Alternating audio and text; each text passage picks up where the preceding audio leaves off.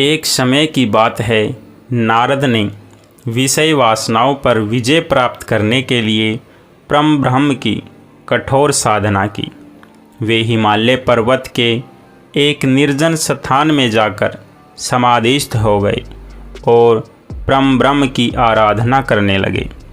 उनके इस प्रकार कठोर साधना करते देख देवराज इंद्र भयभीत हो गए। उन्होंने इस विषय में देवगुरु बृहस्पति से परामर्श करने का विचार किया। वे आचार्य बृहस्पति के पास पहुँचे और उनसे कहा, आचार्य, नारद हिमालय पर्वत पर बड़ी कठिन साधना कर रहे हैं।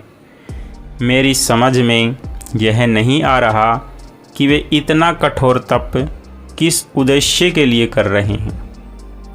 देवगुरु बृहस्पति बोले, इंद्र, संभव है नारद के मन में तुम्हारे सिंहासन को प्राप्त करने की लालसा पैदा हो गई हो।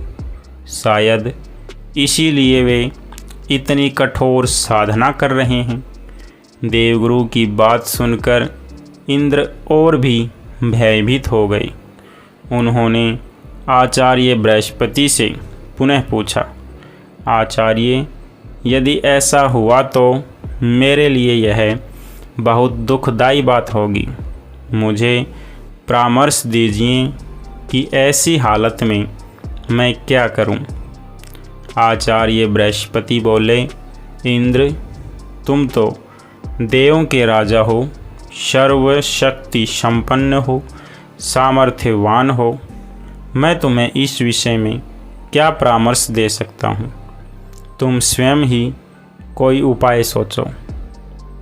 आप ठीक कहते हैं आचार्य, मुझे कोई न कोई उपाय सोचना पड़ेगा। कहते हुए इंद्र वहाँ से चले गए। अपने महल में पहुंचकर उन्होंने कामदेव को बुलवाया और उनसे कहा, कामदेव, नारद हिमालय पर्वत पर एक निर्जन स्थान में बैठ कठोर तपस्या कर रहे हैं। मैं चाहता हूँ कि तुम उनके पास जाओ और अपनी मायावी शक्ति द्वारा जैसे भी हो उनकी तपस्या भंग कर दो, जैसी आपकी आज्ञा। कामदेव ने कहा और तत्काल उस स्थान को चल पड़ा जहाँ नारद तपस्या कर रहे थे। वहाँ पहुंचकर कामदेव ने अपनी मायावी शक्ति का जाल बिछाया। उसके संकेत मात्र से उस बियाबान क्षेत्र में बहार आ गई। भांति भांति के फूल खिल गए। चारों ओर हरियाली माँ फैल गई। शीतल मंद सुगंधित वायु बहने लगी। कलियों पर भंवरे गुंजन करने लगे तथा भांति भांति के रंग बिरंगे पक्षी कलरव करने लगे।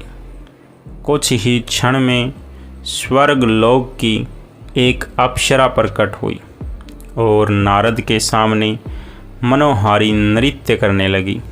उसके घुंघरुओं की मधुर ध्वनि वातावरण में गूंजने लगी, लेकिन कामदेव का यह प्रयास व्यर्थ ही साबित हुआ।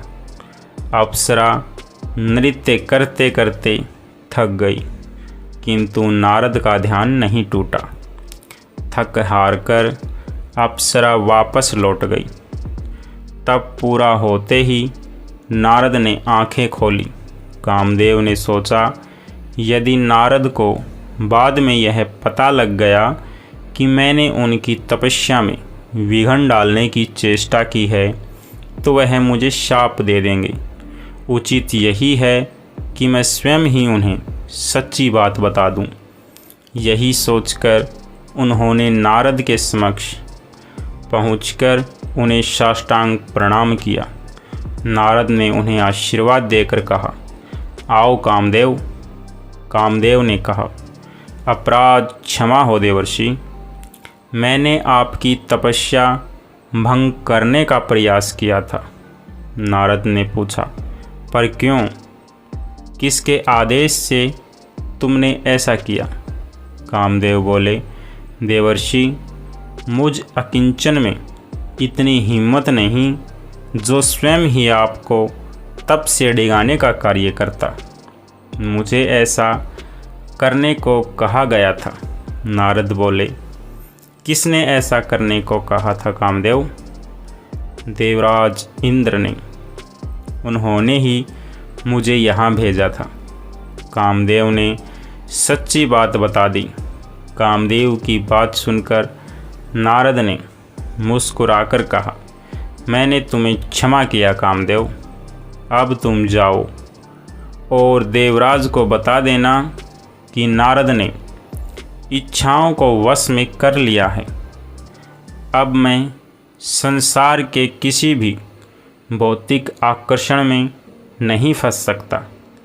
जान बची तो लाखों पाए, कामदेव ने सोचा और जल्दी से वहाँ से चला गया। नमस्कार मेरे प्यारे दोस्तों, आपको यह छोटी सी कहानी कैसी लगी? कृपया करके कमेंट बॉक्स में ज़रूर बताएं।